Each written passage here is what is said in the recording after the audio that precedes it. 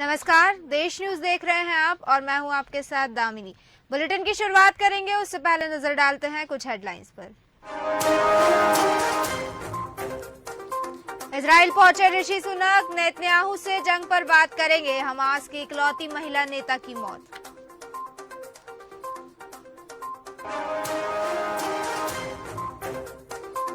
तेलंगाना में राहुल बोले, देश का एक्सरे करवाऊंगा। कहा, जीएसटी का पैसा अडानी की जेब से कैसे आता है, सब कुछ पता चलेगा।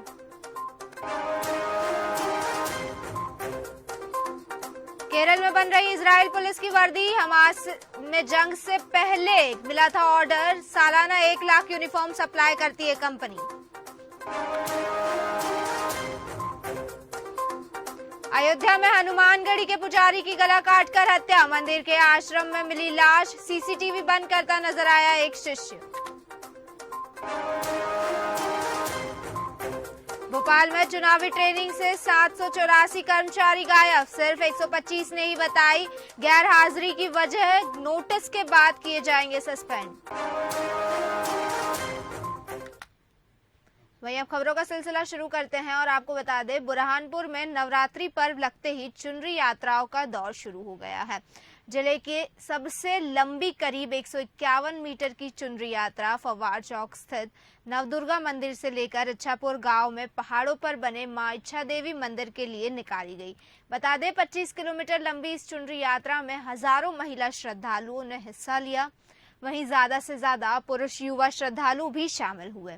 सभी श्रद्धालुओं ने माता रानी का जयकारा लगाते हुए नंगे पैर चुनरी को थामकर पैदल माता मंदिर के लिए रवाना हुए। वहीं आयोजकों के अनुसार चुनरी यात्रा निकालने का सबसे बड़ा मकसद युवाओं को अपनी सनातन धर्म के प्रति जागरूक करना और संस्कृति से जोड़ना है। इस चुनरी यात्रा में सांसद ज्ञानेश्वर पाटिल, पूर्व मंत्री अर्चना चिटनीस भी शामिल हुए।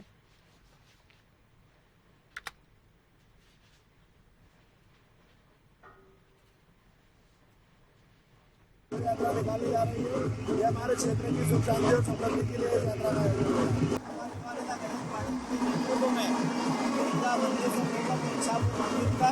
लगभग 22 किलोमीटर यात्रा हमारे क्षेत्र में शांति समृद्धि और देश को विकसित और हमारा प्रदेश आगे बढ़े, हमारा देश में समृद्धि बनी है और विकास के रास्ते पर हमारा देश बढ़ते रहे। नवरात्रि के अवसर पर 8 साल की यात्रा निकालने की भारत में परंपरा है और उसी परंपरा के तहत बुरहानपुर की बड़ी प्रसिद्ध चुनरी यात्रा है जो हमारे युवा नेता गजेंद्र पाटिल जी उसका नेतृत्व करते हैं और कैसा उत्साह आपको दिख रहा है। यही हमारी संस्कृति है, ये हमारा समाज।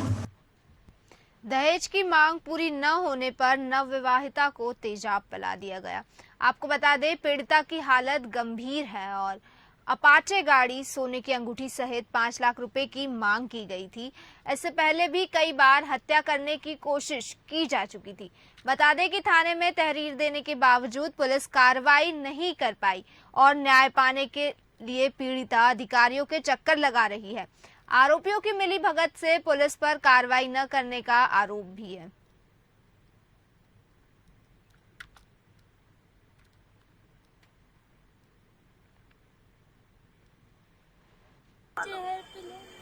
क्या पिला दिया?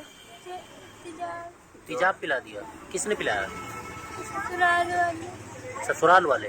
पति ने पिलाया? सब मिलके पिलाया। क्यों पिलाया? क्या दिक्कत थी? क्या कारण है जो पिलाया गया? 15 दिन से गाना बैठे। अच्छा, नहीं तो जहर क्यों, तेजाब क्यों पिलाया है? क्या कुछ दहेज में मांग रहे हैं क्या? हाँ। क्या मांगते हैं? अपाची मांगा थी। हाँ। सोने की अंगूठी। हाँ। और और क्या मांगते हैं? कुछ पैसा भी मांगते हैं? हाँ। कितना? 5 लाख कहा थे हमका रुपया थे। 5 लाख? अच्छा, जब पैसा नहीं दे पाया है तो तेजाब पिला दिया। हाँ। वहीं अगली खबर आपको बता दें, प्रदेश अध्यक्ष करण माहरा रानीखेत पहुंचे, जहां उन्होंने क्षेत्र में हो रही रामलीला मंचन और दुर्गा महोत्सव में शिरकत की। बता दें, कांग्रेस प्रदेश अध्यक्ष करण माहरा ने रानीखेत, चौबटिया, खनिया के दुर्गा पांडालों में जाकर माता रानी का आशीर्वाद लिया और जैनौली की ऐतिहासिक रामलीला में भी प्रतिभाग किया। वहीं चौबटिया में मां दुर्गा महोत्सव समिति की ओर से करण महारा का स्वागत किया गया। साथ ही करण महारा ने कहा कि बहुत अच्छा है कि जगह जगह दुर्गा पूजा और रामलीला का आयोजन किया जा रहा है। इससे समाज में जागरूकता आ रही है और इन कार्यक्रमों से बच्चों में अच्छे संस्कार आएंगे। बहुत अच्छा है, समाज में जागरूकता आ रही है। दुर्गति विनाशिनी माँ दुर्गा की पूजा अर्चना करने का समय है और एक अच्छा परिणाम इसके हैं। और हमारे यहाँ उत्तराखंड में रामलीलाओं के साथ साथ इसमें दुर्गा महोत्सव की जो है होड़ लगी हुई है। हर जगह दुर्गा महोत्सव हो रहे मोहल्ले मोहल्ले में, और ये अच्छा है।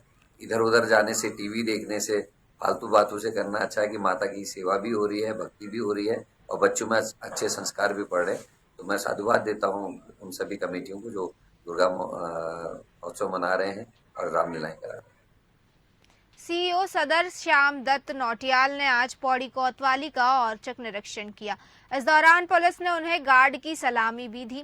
बता दें, उन्होंने कोतवाली में कार्यालय अभिलेखों, पुलिस के बैरकों, फैमिली क्वार्टर्स और साफ सफाई व्यवस्था का निरीक्षण किया और कोतवाली में असलाह और आपदा उपकरणों की पूरी जानकारी लेते हुए उनकी हैंडलिंग भी करवाई।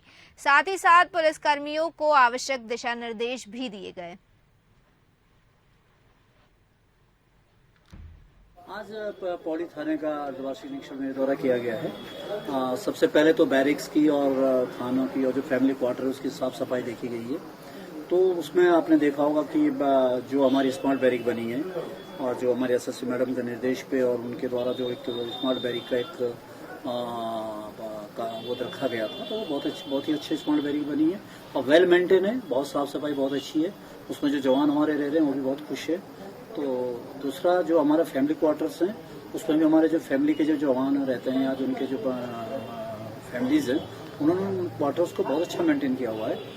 तो ये पहला यही मेरा ये राउंड था साफ सफाई का। और जो हमारे टॉयलेट्स हैं उसमें कुछ काम किया गया है और उसमें सफाई की व्यवस्था ठीक है। लेकिन अब कुछ टॉयलेट्स अब हमारे पास कुछ स्मार्ट टॉयलेट्स बनने हैं, उसके लिए हमारे पास पैसा आ गया, ग्रांट आया, उसका टेंडर भी हो चुका है। तो इसमें और भी बहुत अच्छा इसको बनाने का प्रयास एसएसपी मैडम के द्वारा किया जा रहा है। हरिद्वार और रुड़की के अलावा अब मंगलौर, रुड़की, झबरेड़ा क्षेत्र में भी विभिन्न जगहों पर अवैध प्लॉटिंग की रोकथाम के बावजूद भूमाफिया तंत्र अपने मंसूबों को कामयाब करते हुए जमकर चांदी काटने में जुटे हुए हैं, जिसका संज्ञान लेकर अब हरिद्वार रुड़की विकास प्राधिकरण द्वारा इसकी रोकथाम के लिए विशेष तैयारी की जा रही है। बता दें, हरिद्वार रुड़की विकास प्राधिकरण के उपाध्यक्ष आईएएस अंशुल सिंह के मुताबिक उनके द्वारा विभागीय स्तर पर खासी रफ्तार से अवैध गतिविधियों के खिलाफ निरंतर कार्यवाही की जा रही है और नक्शों के साथ साथ मानचित्रों पर तुलनात्मक कार्रवाई भी सुनिश्चित हो रही है। दरअसल मंगलौर रुड़की के क्षेत्र में इन दिनों भूमाफिया तंत्र जमकर अवैध प्लॉटिंग करने में जुटा हुआ है, मगर स्थानीय प्रशासन जहां एक तरफ इससे बेखबर दिखाई दे रहा है। हालांकि हरिद्वार रुड़की विकास प्राधिकरण के उपाध्यक्ष इस पर लगाम लगाने की बात कर रहे हैं। देखिए, इसमें सबसे यही मेरा सजेशन है कि मल्टीपल लेवल्स पे हम लोग कार्रवाई कर रहे हैं। एक सबसे बड़ी कार्रवाई तो रहती है जो अवैध प्लॉटिंग होती है उसको रोकने की। दूसरी रहती है ऑलरेडी जो नक्शे पास है, हम लोगों ने ऑलरेडी आर्किटेक्ट्स को इन्फॉर्म कर दिया है कि वो जो नक्शा जो उनके पास होते हैं उसका नक्शा नंबर, ओनर नेम और साइज ऑफ द प्लॉट, अगर लेआउट है तो उसकी डिटेल्स वो अपनी साइट पे लगाना चालू करें, क्योंकि अभी ये ऑर्डर पास हुए थोड़े दिन हुए हैं। इसको इम्प्लीमेंट कराने में थोड़ा टाइम लगेगा, लेकिन धीरे धीरे ये इम्प्लीमेंट हो जाएगा। साथ ही साथ मैं अभी हम लोग एक मीटिंग भी करने वाले हैं सभी विभागों के साथ, जिसमें हम बताएंगे कि जो अवैध प्लॉटिंग होती है तो उसमें बिजली, पानी और इस टाइप के कनेक्शंस ना दिए जाएं जब तक एचआरडीए से वो नक्शा अप्रूव ना हो। उसका रीजन ये है क्योंकि ज्यादातर ये जो प्लॉटिंग कराते हैं, एक तो आपको देखेंगे कि हमें रेवेन्यू की हानि तो होती है सरकार को, साथ में जो ये लोग खरीदते हैं उनको डिफरेंट टाइप ऑफ स्ट्रेसेस से गुजरना पड़ता है। ना सीवरेज के कनेक्शन रहते हैं, ना पानी की प्रॉपर फैसिलिटी रहती है, तो और ना लाइट भी बड़ी मुश्किल से उनको मिल पाती है। तो इसमें अगर हम लोग को बेसिकली सक्रिय होना पड़े, एज ए यूनिट कार्रवाई करनी पड़ेगी। तो जल्द ही इसमें हम लोग कंबाइंड एफर्ट लेंगे सारे विभागों का, ताकि जो एंड प्रोडक्ट है उसमें जब ही लोगों को फैसिलिटीज मिलेगी जब उनका नक्शा अप्रूव होगा और प्रॉपर उन्होंने अपना लेआउट पास करा रखा होगा। मामला ऋषिकेश का है, जहां सोशल मीडिया पर एक पोस्ट का संज्ञान लेकर दून पुलिस ने कार्रवाई की है। दरअसल कोतवाली ऋषिकेश में कुछ दिन पहले सोशल मीडिया पर तेजी से एक पोस्ट वायरल हो रही थी, जिसमें एक व्यक्ति हाथ में सिगरेट लेकर पुलिस की 112 हेल्पलाइन की गाड़ी के बोनट पर बैठा हुआ दिखाई दे रहा था। बता दें, इस फोटो का संज्ञान लेते हुए वरिष्ठ पुलिस अधीक्षक देहरादून ने तत्काल वायरल पोस्ट की जांच की और उस व्यक्ति के विरुद्ध प्रभावी कार्रवाई करने के निर्देश दिए, जिसके बाद व्यक्ति को गिरफ्तार कर लिया गया है।